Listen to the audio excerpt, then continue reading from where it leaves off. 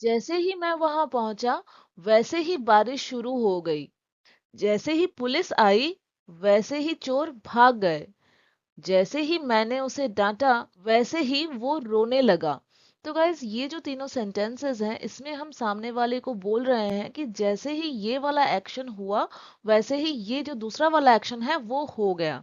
जैसे कि पहले वाले सेंटेंस में हमने बोला है जैसे ही मैं वहां पहुंचा, मतलब जैसे ही मैं किसी जगह पे पहुंचा वैसे ही क्या हो गया, बारिश शुरू हो गई, हम ये बोल रहे हैं। ठीक है, इन सेंटेंसेस को इंग्लिश में कैसे बोलनी होती है आज के इस वीडियो लेसन में हम सीखने वाले हैं, और साथ में कुछ और सेंटेंसेस भी है, चलिए वो भी देख लेते हैं। जैसे ही वो आएगा वैसे ही हम मीटिंग शुरू करेंगे।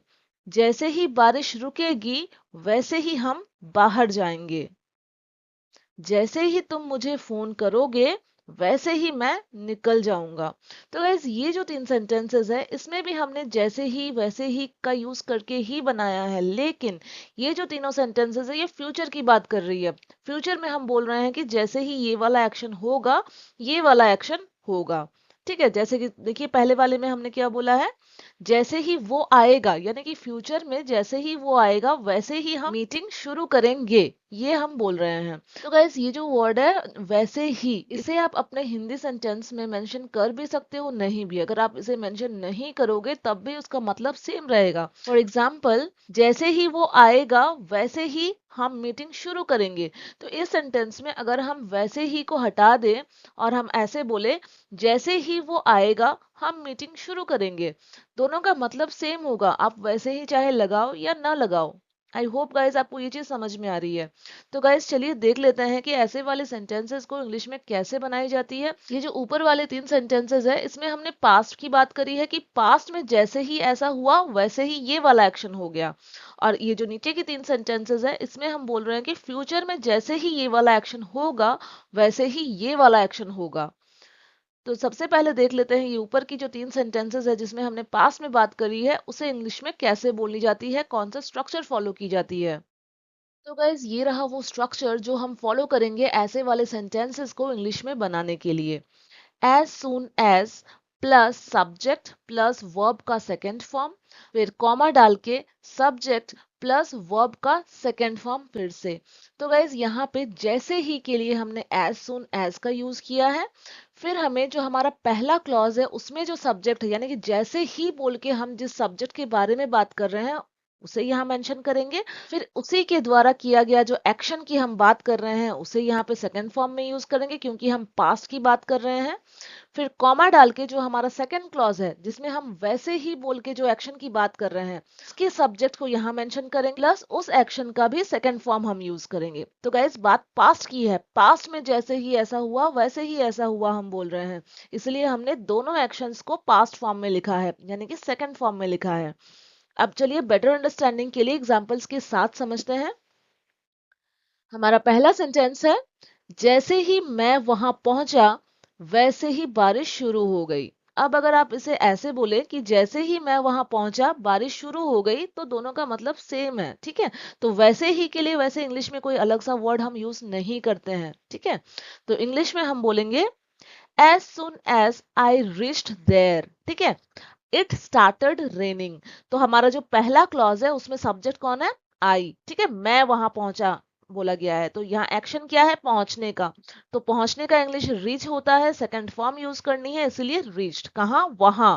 तो देयर हो गया यहाँ पे ऑब्जेक्ट।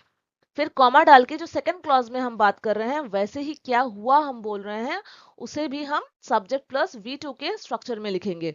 तो यहाँ पे जो हमारा सेकंड क्लॉज है उसमें सब्जेक्ट कौन है, बारिश है, तो बारिश के लिए इट लिखा जाता है प्रोनाउन। तो इट स्टार्टेड रेनिंग, बारिश शुरू हो गई, तो शुरू होना यहाँ पे एक्शन है, तो शुरू होने का इंग्लिश स्टार्ट होता है। सेकंड फॉर्म स्टार्टेड, क्या, बारिश। As soon as I reached there it started raining. Second example देखते हैं। जैसे ही पुलिस आई वैसे ही चोर भाग गए। तो पहले वाले क्लॉज में हमारा जो सब्जेक्ट है वो कौन है, पुलिस है, और दूसरे वाले क्लॉज में हमारा सब्जेक्ट कौन है, चोर है। ठीक है, तो एज सून एज, जैसे ही के लिए एज सून एज। पहले वाले क्लॉज में हमारा जो पुलिस है वो सब्जेक्ट है, इसलिए द पुलिस अराइव्ड। ठीक है, पुलिस के आने की बात करी जा रही है, तो अराइव्ड सेकंड फॉर्म यूज करना है। वैसे ही क्या हुआ, चोर भाग गए, तो चोर का इंग्लिश क्या होता है, थीव। तो यहाँ पे प्लूरल हम यूज कर रहे हैं, इसलिए थीव्स हमने मेंशन किया है। द थीव्स रैन अवे, तो भागने का इंग्लिश रन होता है, सेकेंड फॉर्म यूज करनी है, इसीलिए रैन, ठीक है, ran away. As soon as the police arrived the thieves ran away. चलिए नेक्स्ट एग्जांपल देखते हैं। जैसे ही मैंने उसे डांटा वैसे ही वो रोने लगा। तो पहले वाले क्लॉज में सब्जेक्ट आई होगा क्योंकि मैंने डांटने का काम किया है इसीलिए। और दूसरे वाले क्लॉज में जो सब्जेक्ट है वो है, ठीक है, एक लड़का है, देखिए रोने लगा बोला गया है, तो हम ही का यूज कर लेंगे। तो इंग्लिश में हमारा सेंटेंस हो जाएगा, as soon as I scolded him he started crying. तो यहाँ डांटने का इंग्लिश क्या है, स्कोल्ड होता है, सेकेंड फॉर्म यूज करनी है, इसलिए स्कोल्डेड। ठीक है, मैंने उसे डांटा, किसे, उसे, तो यहाँ हिम का यूज हमने किया है ऑब्जेक्ट का। तो एज सुन एज मतलब जैसे ही मैंने उसे डांटा, आई स्कोल्डेड हिम, वैसे ही क्या हुआ, वो रोने लगा। तो वैसे ही के लिए जैसे कि मैंने आपको पहले ही बताया है कि कोई अलग सा इंग्लिश वर्ड हम यूज नहीं करते हैं, ठीक है। हमें जस्ट कॉमा डाल के, अगर आप लिख रहे हैं तो जस्ट कॉमा डाल के हमें अपनी जो वैसे ही लगा के जो सेंटेंस हम बोल रहे हैं उसे लिख देनी है। तो ही स्टार्टेड क्राइंग। और जब हम ऐसे सेंटेंसेस को बोलते हैं तो हम यहाँ पे हल्का सा पॉज ले लेते हैं इस चीज को दिखाने के लिए कि ये हमारा सेकंड क्लॉज है, ठीक है। As soon as I scolded him, he started crying. I hope guys आपको समझ में आ रही है ऐसे सेंटेंसेस को कैसे इंग्लिश में बनाई जाती है, ठीक है। तो गाइस आप चलिए जल्दी से देख लेते हैं ये जो नीचे की 3 सेंटेंसेस है जिसमें हम बात फ्यूचर की कर रहे हैं, ठीक है। फ्यूचर में जैसे ही ऐसे होगा वैसे ही ऐसा होगा। तो ऐसे सेंटेंसेस को कैसे इंग्लिश में बनाएंगे, कौन सा स्ट्रक्चर फॉलो करेंगे, वो देख लेंगे जल्दी से।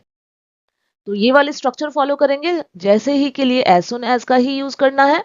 फिर हमें पहले वाले क्लॉज का जो सब्जेक्ट है उसको मेंशन करनी है। फिर वर्ब का फर्स्ट फॉर्म या फिर फिफ्थ फॉर्म हमें यूज करनी है। फिर हमें दूसरे वाले क्लॉज के लिए जो सब्जेक्ट है उसे यूज कर लेंगे। फिर विल लगाएंगे, विल इसलिए लगाएंगे क्योंकि हम बात फ्यूचर की कर रहे हैं कि फ्यूचर में ऐसा होगा, करूंगा। प्लस वर्ब का जिस एक्शन की हम बात कर रहे हैं सेकंड वाले क्लॉज में उसको बेस फॉर्म में यूज कर लेंगे, प्लस ऑब्जेक्ट मेंशन कर देंगे।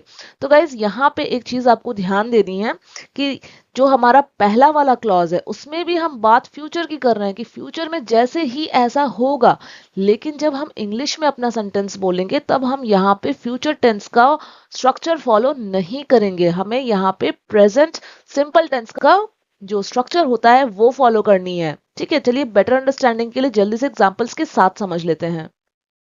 तो पहला एग्जांपल है, जैसे ही वो आएगा वैसे ही हम मीटिंग शुरू करेंगे। देख रहे हैं ये जो दोनों क्लॉजेस हैं ये दोनों फ्यूचर में है, लेकिन जो पहला वाला क्लॉज है जिसे हम जैसे ही लगा के बोल रहे हैं उसमें हमें अपना जो सेंटेंस स्ट्रक्चर है उसे सिंपल प्रेजेंट टेंस को फॉलो करके बनानी है। इसलिए देखिए यहाँ पे हमने ही कम्स लिखा है, सब्जेक्ट प्लस वर्ब का फिफ्थ फॉर्म हमने यूज किया है।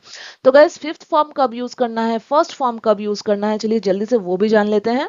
अगर हमारा जो सब्जेक्ट है वो आई, यू, वी, दे या फिर कोई भी दो नाम होते हैं तो हमें बेस फॉर्म यूज करनी है, ठीक है। और अगर सब्जेक्ट जो है हमारा वो सिंगुलर होता है जैसे कि ही, शी, इट या कोई एक व्यक्ति का नाम, तब हम फिफ्थ फॉर्म यूज करेंगे वर्ब का। तो यहाँ पे देखिए जो हमारा सब्जेक्ट है वो ही है यानी कि सिंगुलर है, इसलिए हमने वर्ब को फिफ्थ फॉर्म में यूज किया है, कम्स हो गया, ठीक है। तो as soon as he comes हम क्या करेंगे, हम मीटिंग शुरू करेंगे, we will start the meeting. तो ये वाला जो क्लॉज है इसे हमें सिंपल फ्यूचर टेंस में ही लिखनी है, ठीक है। इस चीज को आप ध्यान रखिए क्योंकि बहुत सारे लोग यहाँ पे गलती कर देते हैं, एज सुन एज के बाद भी फ्यूचर में सेंटेंस बना देते हैं, तो वहां पे जो हमारा सेंटेंस है वो ग्रामेटिकली गलत हो जाती है। अगला एग्जाम्पल, जैसे ही बारिश रुकेगी वैसे ही हम बाहर जाएंगे। तो यहाँ पे भी हम क्या बोल रहे हैं कि फ्यूचर में जैसे ही बारिश रुकेगी वैसे ही हम बाहर जाएंगे। तो यहाँ पे भी हमारा जो पहला क्लॉज है उसमें हम सिंपल प्रेजेंट टेंस को यूज करेंगे और हमारा सेंटेंस हो जाएगा, as soon as the rain stops we will go outside. ठीक है, बारिश रुकेगी, the rain stops, the rain will stop नहीं होगा, ठीक है। As soon as the rain stops we will go outside, हम बाहर जाएंगे। जैसे ही तुम मुझे फोन करोगे वैसे ही मैं निकल जाऊंगा। As soon as you call me I will leave. तो यहाँ पे जो पहला क्लॉज है उसमें हमारा सब्जेक्ट यू है, यू के साथ हमें वर्ब का फर्स्ट फॉर्म यूज करनी होती है, यानी कि बेस फॉर्म यूज करनी होती है, इसलिए हमने कॉल का यूज किया है। तो फोन करने का इंग्लिश कॉल होता है, ठीक है। तो क्या होगा, मैं निकल जाऊंगा बोला जा रहा है, तो आई विल लीव, ठीक है। तो गाइस आई होप आपको समझ में आ गई है ऐसे वाले सेंटेंसेस को कैसे इंग्लिश में बोली जाती है। अब गाइस ये जो दो सेंटेंसेस आपको स्क्रीन पर दिख रही है, जैसे ही उसने दरवाजा खटखटाया वैसे ही बच्चा जाग गया, और जैसे ही सूरज डूबेगा वैसे ही हम घर लौटेंगे। इन दोनों सेंटेंसेस की इंग्लिश आप जल्दी से कमेंट बॉक्स में बनाइए गाइस, और साथ ही मुझे बताइए कि आज की ये वीडियो आपके लिए हेल्पफुल रही है या नहीं। अगर गाइस थोड़ी सी भी हेल्पफुल रही है ये वीडियो आपके लिए तो इसे लाइक करना बिल्कुल नहीं भूलिएगा, अपने दोस्तों के साथ शेयर भी कीजिएगा, और चैनल पर नए हैं तो इसे सब्सक्राइब भी करना बिल्कुल नहीं भूलिएगा। Thank you so much friends for watching, bye.